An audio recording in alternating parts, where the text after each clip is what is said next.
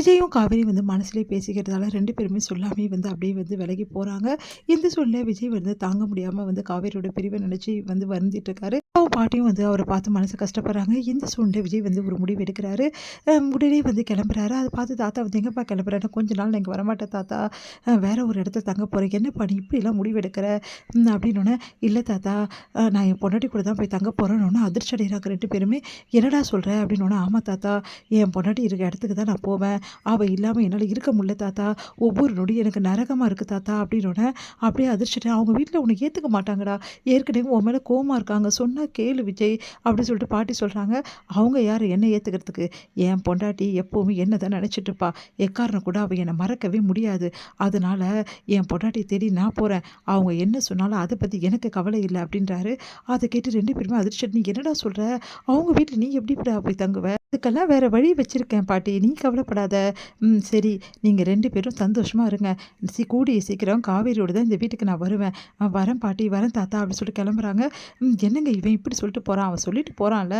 அவன் பாரு காவேரியை கூட்டிட்டு தான் வருவான். எப்படியோ காவேரி இவனும் ஒண்ணா சேர்ந்து எனக்கு அது போதுங்க அப்படின்னு சொல்லிட்டு சொல்றாங்க பாட்டி. அடுத்து இங்க என்ன பண்றாங்க, காவேரி காலிங் பெல் அழுத்துறாங்க யாரோ. சரின்னு சொல்லிட்டு காவேரியும் போய் திறக்குறாங்க. பார்த்தா நெறைய பார்சல் வந்திருக்கு. "இது உங்க வீட்டுக்கு தாங்க வந்திருக்கு." அப்படின்னு சொல்லிட்டு சொல்றாங்க. அத கேட்டு காவேரி அதிர்ச்சி அடைறாங்க. "அம்மா, நம்ம வீட்டுக்கு எப்படிம்மா இவ்ளோ பார்சல் வர முடியும்?" அப்படின்னு சொல்லிட்டு வாங்கி வைக்கிறாங்க. ம் "இது பக்கத்து வீட்டுக்கு வந்த பார்சல் மாதிரி இருக்கே. நம்ம வீட்டுக்கு வந்த பார்சலா இது?" அப்படின்னு சொல்லிட்டு பெருக்க போறேன். "இருடி ஒரு நிமிஷம் பார்க்கலாம்." அப்படின்னு சொன்னோனே, அங்க விஜய் கதவ தட்டுறாரு. விஜய் பார்த்தோனே எல்லாருமே அதிர்ச்சி அடைறாங்க. "எதுக்குப்பா இங்க தேவையில்லாம வந்த? உன்ன யார் இங்க வர சொன்னது?" அப்படின்னு சொல்லிட்டு சாரதா செமையா சத்தம் போடுறாங்க. "என்னங்க நீங்க பக்கத்து வீட்ல ம் எல்லார்கிட்டயும் பாசமா பேசணும்னு உங்களுக்கு தெரியாதா அத்த? இப்படி பேசுறீங்களே?" அப்படின்னு. "அத்தையா?" அப்படி சொல்லிட்டு டென்ஷன் ஆகுறாங்க. "சரி, சரி ஆன்ட்டி, ஆன்ட்டி, ஆன்ட்டி பக்கத்து வீட்டுக்காரங்கிட்ட எப்பவுமே சந்தோஷமா இருக்கணும் ஆன்ட்டி. என்ன ஆன்ட்டி நீங்க நீங்க இவ்ளோ கோவப்படுறீங்களே?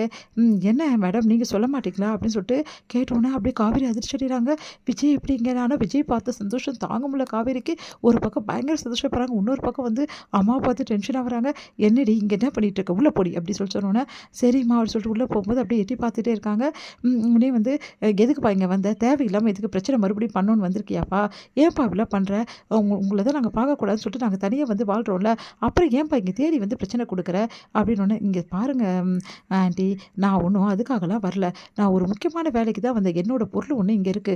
அத எடுத்துட்டு போக தான் வந்தேன். அதுதான் நாங்க எல்லாமே வச்சுட்டு வந்துட்டோம்ல. நாங்க எந்த பொருளும் உங்க வீட்லருந்து எடுத்துட்டு வரலப்பா." "Correct aunty. இப்ப அந்த வீட்லருந்து எடுத்துட்டு வரல. ஆனா எங்க வீட்ல இப்ப நான் பக்கத்து வீட்ல இருக்கேன் ஆன்ட்டி. பக்கத்து வீட்லருந்து எடுத்துட்டு வந்திருக்கீங்க." அப்படின்னோனே, "பக்கத்து வீட்ல இருக்கியா?" அப்படின்னு சொல்லிட்டு எல்லாருமே அதிர்ச்சி அடைறாங்க. என்னப்பா வேணும்னே பிரச்சனை பண்றியா இங்க?" அப்படின்றாங்க பாட்டியெல்லாம். "ஐய்யய்யோ! பாட்டி, நான் ஏன் பாட்டி பிரச்சனை பண்ணணும்?" அப்படின்னோனே, அங்க வராரு நிவினும், அதுக்கப்புறம் நம்ம குமரனும். வந்தோனே "இவன் எப்படி இங்க வந்தான்?" அப்படி சொன்னோனே, இங்க பாருங்க பிரதர், தேவையில்லாதெல்லாம் பேசாதீங்க. நான் பக்கத்து வீட்ல இருக்கேன்.